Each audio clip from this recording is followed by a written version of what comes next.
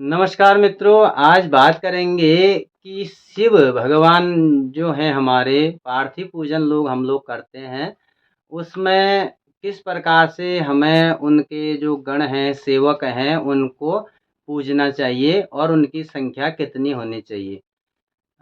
जानकारी के अभाव में समाज में लोग बहुत सी बातें ये पूछते हैं और बार-बार फ़ोन आते हैं हमारे लिए कि इसको स्पष्ट करें करके। और मेरा प्रयास ये होता है मित्रों कि प्रमाण सहित हम बात करें कि हमारे पास प्रमाण होना चाहिए कि वह क्या है, हम क्या बोल रहे हैं। तो मैं प्रमाण आपको इसमें प्रस्तुत करूँगा और उसकी संख्या भी आपको बताऊँगा। तो नंदी आदि जो है हमारे ये है नंदी महाकाल संज्ञो गणेशो वृषभस्तथा ततो भृंगऋटेः स्कंदः उमा चंडीश्वरोष्टमः। तो अष्टमः शब्द यहाँ पर आया है, ये 8 सेवक माने गए हैं भगवान के जो पार्थिव पूजा में हम बनाते हैं। और इसमें कुछ लोग नंदी को लगा करके 9 मन बना रहे हैं और कुछ लोग 8 बना रहे हैं। तो यह मैं बनारस में जहाँ गए थे हम वहाँ भी देखा हमने, हरिद्वार में कुछ लोगों के साथ गए वहाँ भी देखा, हल्द्वानी में तो हमारे आचार्य जी लोग बहुत जगह इनको हमने बनाते हुए देखा। चलिए ये तो हम मौखिक बोल रहे हैं लेकिन प्रमाण में मैं आपको बताता हूँ। इसमें जो भगवान शिव के 10 आवरण होते हैं, इसमें मात्र केवल हम यहाँ पर जो हमारे पूजा विधान है, चाहे वह ये हमारे आदरणीय जनार्दन पाठक वाली पुस्तक हो या फिर हमारे घनानंद जी वाली पुस्तक हो, जो वार्षिक व्रत पूजा पद्धति जो आती हैं और या वैदिक हो।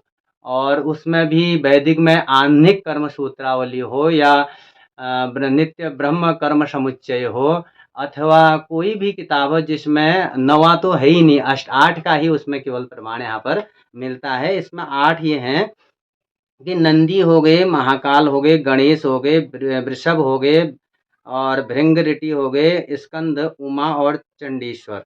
ये इन्हीं को जो है 8 सेवक यह माने गए हैं। ये 8 सेवक यहाँ पर माने गए हैं। उसके पश्चात आवरणों में कई और देवता हैं, कई दिक्पाल हैं और इनको मैं नहीं बोल करके वीडियो लंबी हो जाएगी। 8 जो अष्टमूर्ति शिव हैं, वो शिव जो हैं, वो हैं आपके भव, सर्व, ईशान, पशुपति, रुद्र, उग्र, भीम और महादेव। ये 8 शिव जी की जो मूर्तियाँ हैं अष्टमूर्ति, इनका भी पूजन यहाँ पार्थिव पूजा में सभी लोग करते हैं, सभी के यहाँ यह किया जाता है। और उसके बाद 8 शक्तियाँ यहाँ पर आती हैं। 8 शक्तियाँ आती हैं और 8 शक्तियों के बाद इनके जो हैं 8 आयुध भी आते हैं। आयुधों के मैं नाम बोलता हूँ, वज्र, शक्ति, दंड, खड्ग, पाश, अंकुश, गदा और शूल। और इसके पश्चात आपके यहाँ पर 8 वाहन भगवान शिव के आते हैं। ऐरावत, अज, महिष, प्रेत, मीन, पृषद, नर और वृषभ, ये उनके वाहन हैं।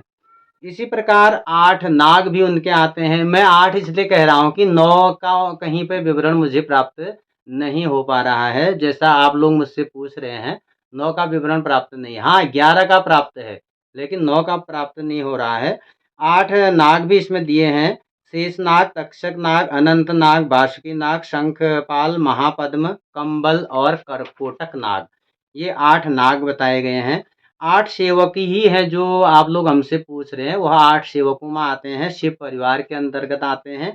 जैसे 8 सेवकों में नंदी महाराज हो गए, महाकालाय हो गए, महानंदिने नमः, महाकालाय नमः, गणेशाय नमः, वृषभाय नमः, भृंगरटये नमः, स्कंदाय नमः, उमाय नमः, चंडीश्वराय नमः, ये सब इसमें आते हैं। और ऐसी 8 सिद्धियाँ आती हैं, 8 भैरव आते हैं और इसी प्रकार ये महादेव की पूजा में इसी प्रकार अष्ट करके ही इसमें वर्णन प्राप्त हो रहा है। इसका मैं आपको लिखित में जो मेरे पास लिखित प्रमाण है उसको मैं आपको इसमें शेयर कर दूँगा, वीडियो में आपको दिखता रहेगा। ऐसी कोई इसमें दिक्कत आने वाली नहीं है।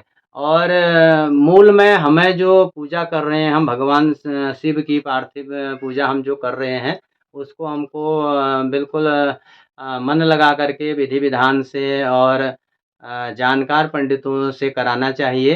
ताकि आपका भी जो हो सके मंगल हो सके और जिस संकल्प से, जिस उद्देश्य से आप वो कार्य कर रहे हैं वह सिद्ध हो सके। मैं हूँ बागेश्वर से डॉक्टर रमेश कांडपाल। धन्यवाद। नमस्कार।